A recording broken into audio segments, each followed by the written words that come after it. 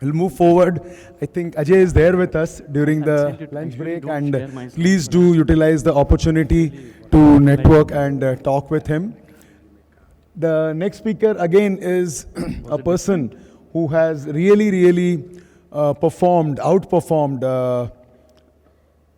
many things this year, and I am sure and they have a very different strategy, different way altogether. In fact, all the four speakers in this particular time frame where we are, they all are uniquely different, and that's the reason all of them are into this particular time slot. So we'll request Mr. Sandeep Tandon, founder and CIO of Quant Mutual Fund, to please come up on the stage.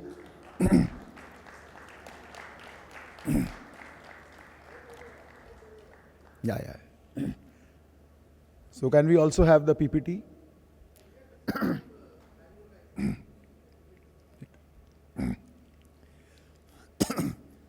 Yes, Srikant Bhai is going to host the next year's conference along with Dipesh and all our Bangalore friends.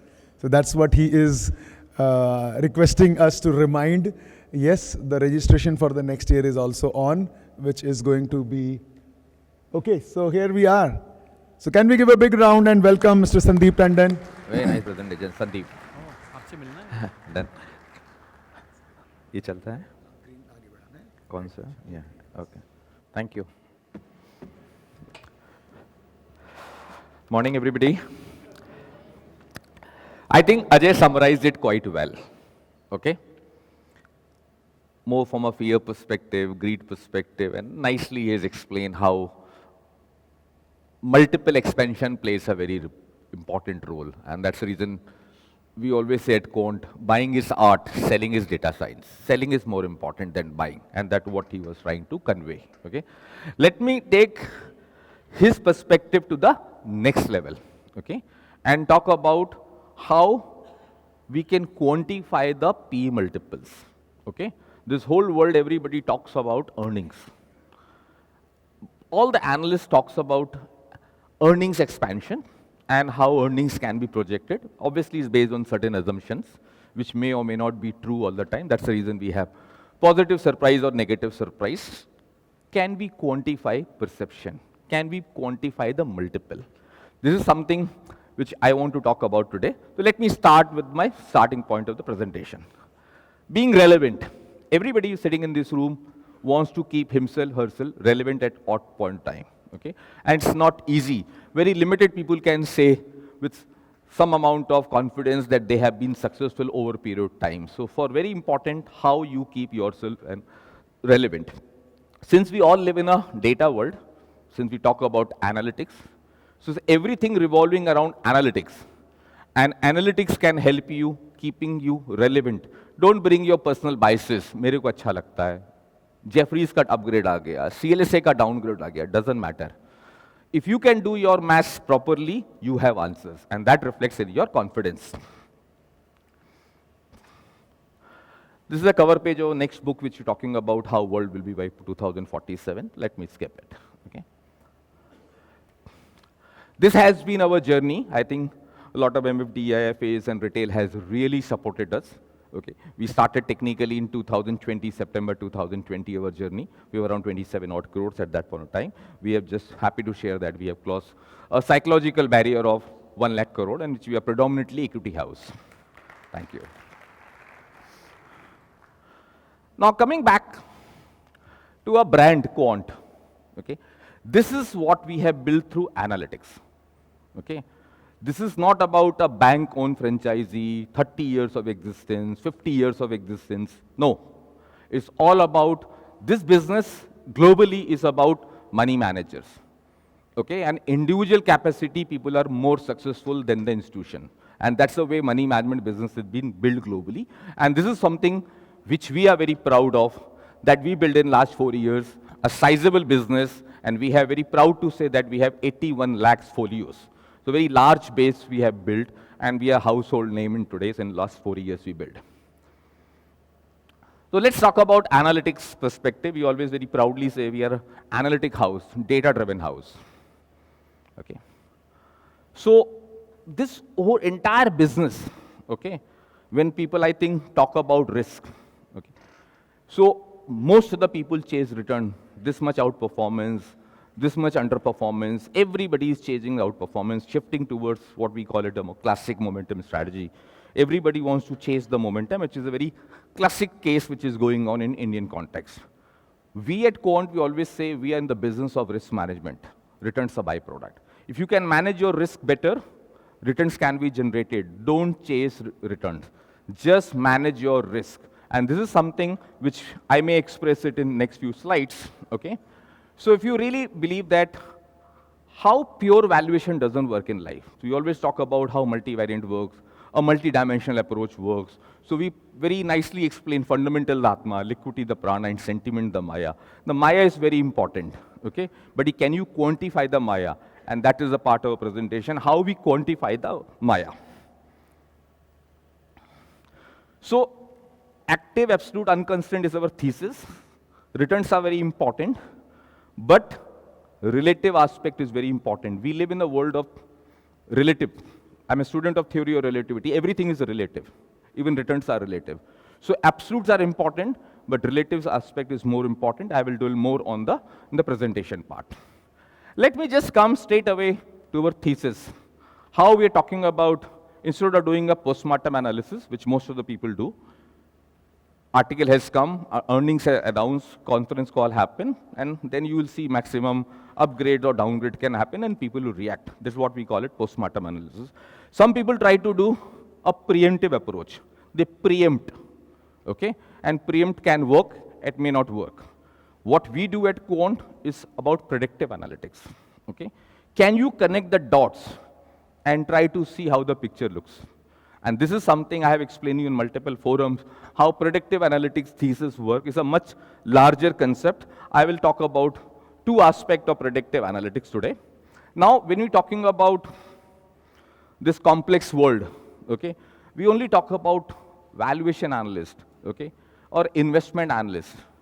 What about other types of analytics?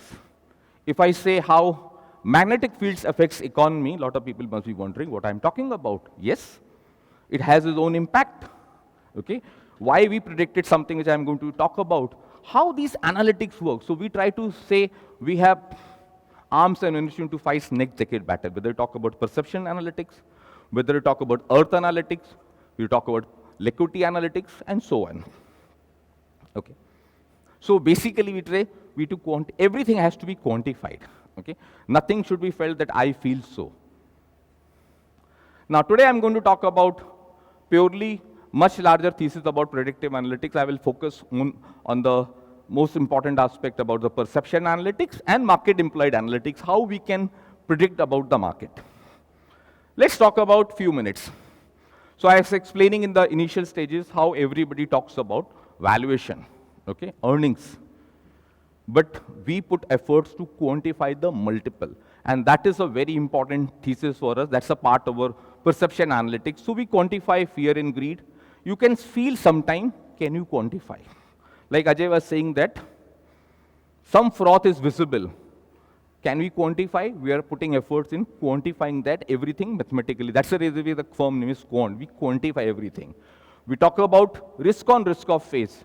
A lot of people write articles later on, oh, that was the risk off phase, or this was the risk on phase.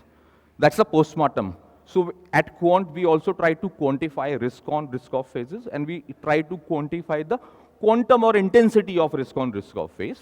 Okay? How liquidity plays a very important role. Let's talk about a few minutes.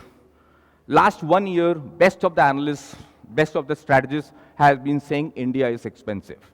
Yes, India is expensive if somebody talks about in valuation perspective, no doubt. But market doesn't correct. So and then some analysts will give you example, what happened in 2000, what happened in 2008, or what happened in 2018. And same nice valuation graphs will come. This was the P multiple, okay? So if you look at market in isolation and pure valuation, yes, market is expensive. If you look at one dimension, you don't get answer. Let me bring the second dimension, liquidity. What was liquidity in 2000 versus 2024? Global liquidity today is what? $190 trillion, 2 times of the global GDP. The global liquidity is few hundred times more than what was the liquidity in 2000. Let's talk about 2008, Lehman crisis. A lot of people remember that was the very classics. All central bank came together and they pumped the liquidity. That was the phase for a lot of people who says liquidity was high. That's the way thesis of QE started, quantitative easing started. Yes, liquidity was high in 2008 versus 2000. But as of today, global liquidity is few times of what was there in 2008 itself. So you can imagine the size of liquidity which we're talking about. Then we can talk about good liquidity or bad liquidity and how India-centric good liquidity is rising, which I'm going to talk about in perception analytics. Then you bring the third dimension into picture about the sentiments aspect. Okay, what was the sentiment? Let's say forget 2000 was the Nasdaq case. 2008 Lehman crisis happened.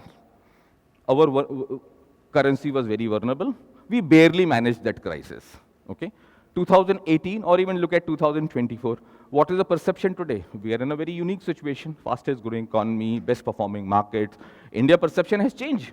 So second dimension is in your favor. Third dimension is in your favor. Only one dimension is not in favor. So if you look at the VLRT framework, 2/3 is supporting the market, 1/3 is not supporting. So if you look the data in isolation, you will say it's expensive. If I look at in totality, I say it's not at all expensive. Okay. Let's talk about 2 minutes about the perception analytics.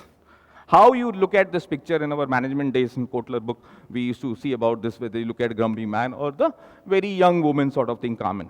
Now it's all about, we also say that Bhav Bhagwan hai. Okay? Yes, Bhav Bhagwan hai for a lot of people. For me, Bhagwan is not a thesis which we follow. It's all about narrative. Narratives are bought and sold, narratives are created. What you see in prices is narrative. And narratives are always in short term. In long term, reality will be very different. In short term, yes, we are all carried away with narrative. So that's very important for us to understand what narrative we are in. Okay? And if we can decode the narrative versus reality, we have answers. Okay. Let me extend this thesis to the next level just for understanding point of view. Now we look at perception in absolute terms, perception in relative terms. Both absolute and relative are very, very important for us. Now when we're talking about, like Ajay was explaining how the P multiple expands, okay, how the P contradiction happen. Now if I have to quantify these things, can we quantify up to a certain extent? Yes. How we get the extreme euphoric move in the market, similarly we can quantify the inflection points. Inflection points both from the price perspective and inflection point more from a behavior perspective, from a perception perspective. When we say perception cycles are peaking out, extreme euphoria is there. Sometimes you can connect with the price and can feel it, but you may not get all the answer. So we specialize in looking at the inflection points in the market. So we call ourselves an inflection point strategist rather than just chasing the price aspect. That plays a very important role. You can create a perception about country specific, asset class specific, as well as stock specific. So you can quantify the inflection points in the market. Let's talk about India for a minute or so. When I say generally, this decade belongs to India, maybe half century belongs to India. Okay? That does not mean that entire move is going to be linear.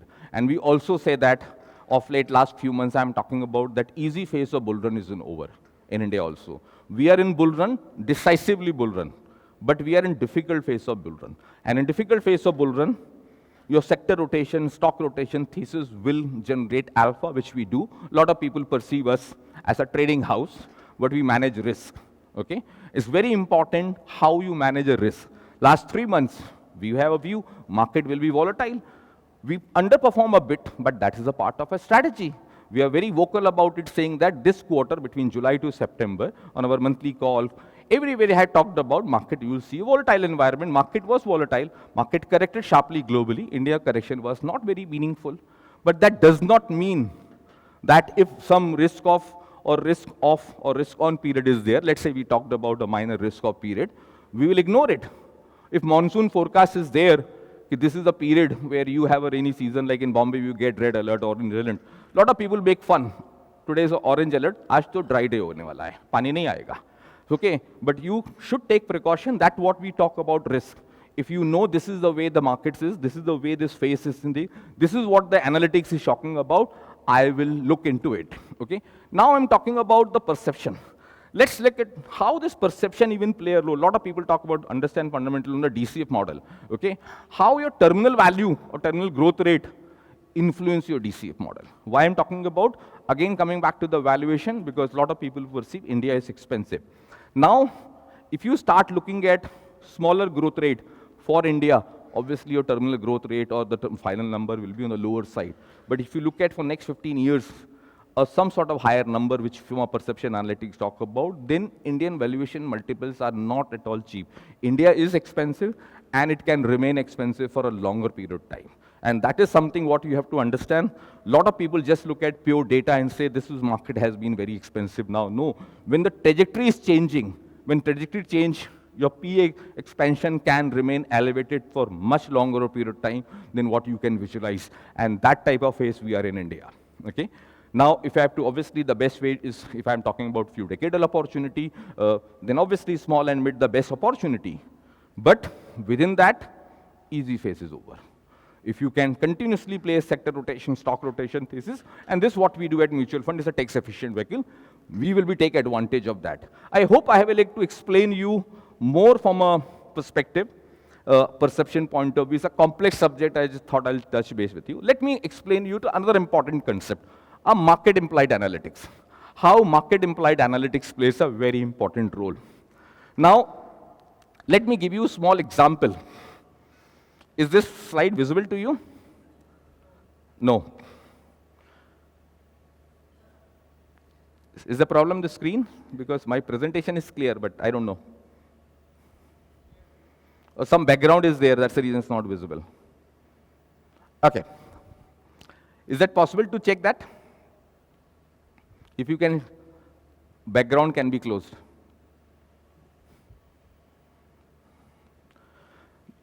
Before this starts, I will address a briefly thing about timing point of view, okay? This is my favorite subject from a risk perspective I link, okay? We have been taught few wrong things. One important wrong thing is nobody can time the market, okay? Everybody sitting in the room, every money manager, every investor, every trader wants to time the market. Every businessman wants to time market. It's a deep conscious rooted thesis in our head. Timing is vital. I link timing from a risk perspective. If you have not exited at time, when cycle has peaked out or valuation has peaked out, then you are not a good risk manager, okay? If you are not able to optimize on certain inflection points, you are not a great money manager. Timing is a risk mitigation tool. Timing is a function of valuation analytics. Timing is a function of risk appetite analytics. Timing is a function of valuation and even liquidity and risk appetite, and maybe combination of that. No, previous one. Can you go back on the slide, previous slide? Yeah, it's not visible. Okay. No, it's okay. I'll explain you. This was some slide called J-curve, which is generally there in my part of my various presentation website. What we predicted in 2012, how from end 2019 till 2032 will be the period, how market geopolitical volatility will be on the higher side.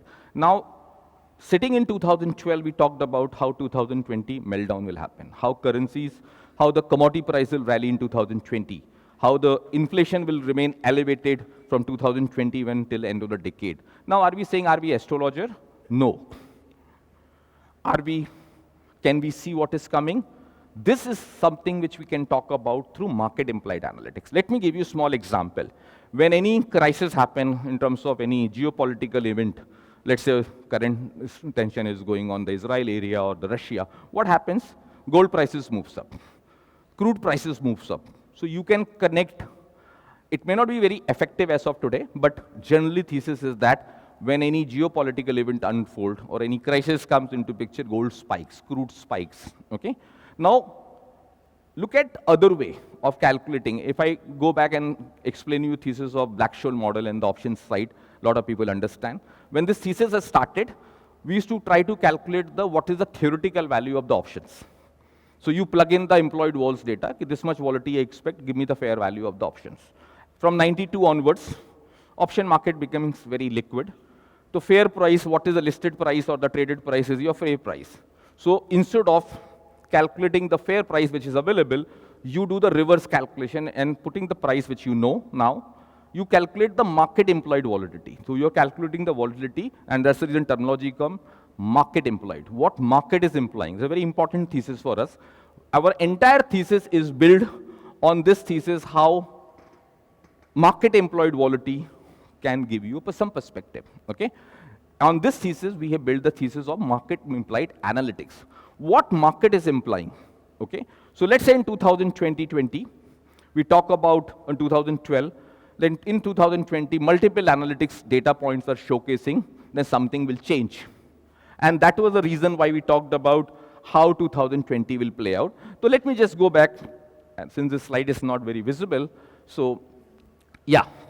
So what we are trying to showcase, how with the help of analytics, you can identify longer term trends. Very important. When we talk about through Earth analytics, through multiple decades, okay, can be identified through Earth analytics. What is changing? If you read our book in 2019, which was published, we talked about how Dubai area, Middle East, you will see rainfalls. Because based on some of the analytics we have predicted, how Earth is changing. This is a very important phase. We have entered a global warming phase people talk about, we think is peaked out. We have entered into cold and wet environment, where will be extraordinary water everywhere in the world. So how a longer term trend, even the man-made crisis or natural crisis, with the help of analytics, you can predict. Now you have to keep back of your mind, this is something which can happen, or this is what data points are talking about, we'll work on it.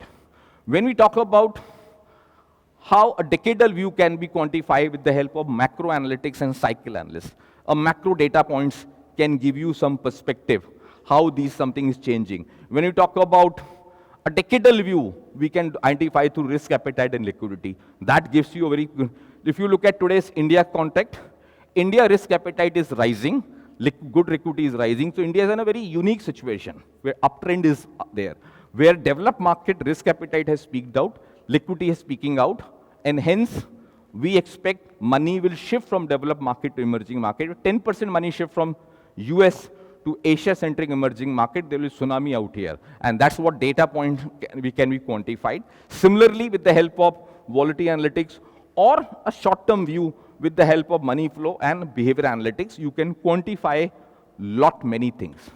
What is important for us to understand that your ability to connect the dots gives you confidence. It's not about anything else. The conviction comes from data, and that's the same objectivity is a religion, and data is God.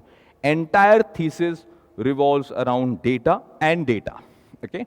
And this is what leads to some amount of processes we are building from a very global perspective, global macro to India macro, risk on risk off phase, and then you come to the timing part of the portfolio, how the portfolio can be built from a perspective, okay? An important thesis, let me just conclude now, I have taken enough of time. What we're talking about, so I talked about risk, known risk, unknown risk, and perceived risk. For many people, inflation forecasting or interest rate forecasting is an unknown risk. For us, it's a known risk. With the help of market employed analytics, we have forecasted certain things, we can still think. Unknown risk, nobody can forecast, okay? Like earthquake, it's unknown risk, nobody can forecast. Very important, between known and unknown risk, something called perceived risk. How perceived risk can play out. In today's context, in a previous call we explained you, the dollar index is the perceived risk. It's in a inflection point, we can give you a breakout or breakdown. Multiple data point is showcasing is a perceived risk. It play out, may not play out. But it is very important for us to identify those risks, and hence, it is very important to look at the thesis. So last concluding slide. India, great from a perception. Buy on dips. Never exit the market. If any thesis come that you have to exit, you can do stock rotation, sector rotation, or mutual fund scheme rotation. Okay? Yes, you can move out from mid and small if you risk appetite and your investment horizon is not for longer term perspective. Yes, you can move toward flexi caps of the world. But if I have to look at medium term, very constructive approach. Long term, extraordinary. So India remains buy on dip. But don't believe that everything is right now, okay? Something has changed from long-term perspective, which gives me conviction. But from a very near-term challenges point of view, we have to keep that aspect in mind. Thanks a lot.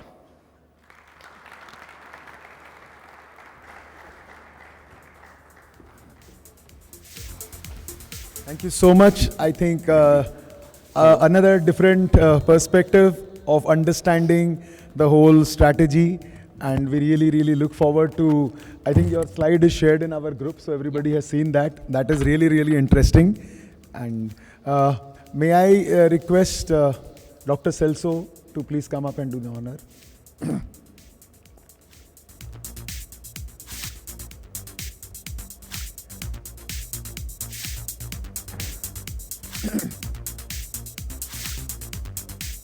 Mr. Sandeep Tandon. Can we have a big round?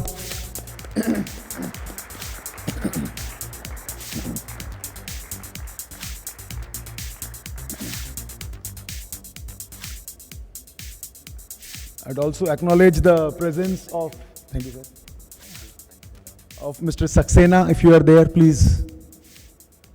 Mr. Saxena. We acknowledge the presence of our very own Mr. Anupam Saxena. Vijay bhai. Thank you so much for your presence.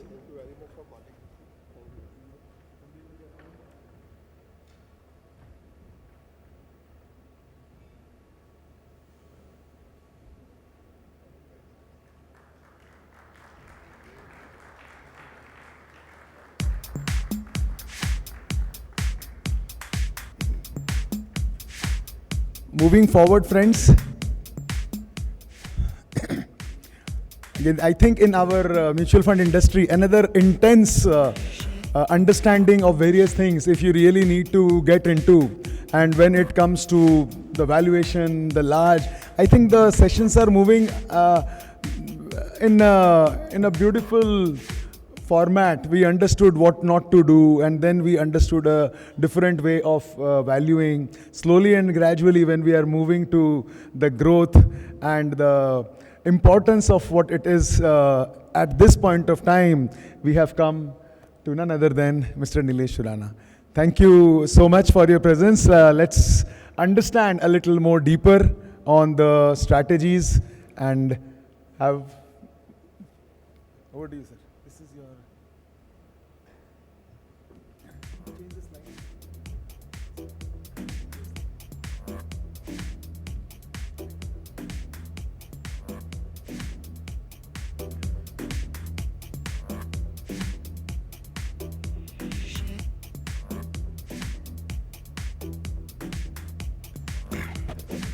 Good afternoon, good day, everyone. Many thanks, Kanakji, for the invitation. And this is my first time addressing the forum. Good to see such a large attendance. And I think that's the advantage of being sandwiched between two stalwarts, two diggest speakers. So that's fortunate for me. And I guess you would have having very interesting sessions on market, kya lagta hai, what's happening, mid and small cap, etc. And many more expert speakers over the course of two days, which you would have heard about. So I thought probably I'll talk something related to one of the investment styles, which is more, I would say, it's special situation investing or contra investing or so. So we can't silo it as a core investment style, but would like to give more thoughts, which is slightly relevant in this context. Of course, in this context, in today's market context, I've been in this market for more than 2 decades. It's very difficult for a contrarian investor. There is no piece in the market which is very cheap. Koi rupe ki cheez, 4 ane, 8 ane mein any pocket. Generally, I have seen, even in IT boom, we had pockets of old economy, stocks, etc. was cheap, but in this market, there is no large pocket which is very sort of cheap. But that said, the idea is to just give perspective on the importance of, I think, on the contrary sort of investing style. So it's basically divided in two buckets. I'll just run through on basics of investing and all. Of course, most of us are aware about it. And after that, there are some 7-8 slides which are time-stamped investment decision by Mirae Asset as a house. And obviously, we can't talk about current stocks, but just to give a flavor on 7-8 stocks, 7-8 experiences, and these are not comprehensive experiences. And the idea, as I was saying, is that what I'd like to communicate few things is Contrarian essentially take into account the valuation aspect. When we look at any stock, there is business aspect, management aspect, valuation aspect. And probably towards the end of the presentation, I would probably stress that I think whatever is 52-week low is not Contrarian. I mean, whatever is cheap is not necessarily Contrarian. We are talking of some extraordinary businesses, some sector-leading franchise. We go through a sometimes existential crisis, sometimes difficult situation, where near-term is impaired and long-term is intact. So it's more about finding opportunities which are, I would say, low risk, high returns. Generally investing में हम लोग बोलते हैं कि high risk high return है, ये stock है high risk high return ले ले, या स्मॉल एंड मिड कैप पे it's high risk high return. I think can there be a framework where you can identify opportunities which are low risk and high returns, and that's where the concept of margin of safety comes, which Mr. Benjamin Graham had said these are three most sort of important things in terms of difference between price and value. We'll cover all that within the time period of 25 minutes or so. So let me just, as I said, 3-4 slides, basics on investing, and then I'll go to the examples. So all of us would sort of know on some of these that investing is essentially what? You are buying something where the value is more than the price. Price or the cost is reflected on a daily basis by the stock market, and you try to attain the value. Is it an art? Is it a science? I think a lot of debate on that, but essentially large portion of it, I mean, it's a combination of that, and the idea is to slightly dwell on the human biases and the behavioral aspects and the emotional aspect which leads to variation for same set of businesses across various situations. And I'll start with this quote on investing, that investing is most intelligent when it's most business-like. Mr. Buffett once said that this is by Benjamin Graham, but Buffett once said that these are 9 most powerful words ever written in the history of investing. A very powerful statement from Mr. Buffett, and I think it's worth many books if you dwell more on that. It's very simple that if you are a business owner, your time frame, mind frame, looking at a stock, on the valuation, multiple and all, it gets much more sort of clearer, and it's very important for a contrarian sort of approach. So just to again, before coming to the main thing, someone has edge in investing? I think the era of information availability and edge has gone. It was 2-3 decades back. Now with the regulations and with technology, with Bloomberg, with everything is available, whether it is conference call transcript, access to management, whatever is relevant. Give a memento of thank you to Ile sir. Please.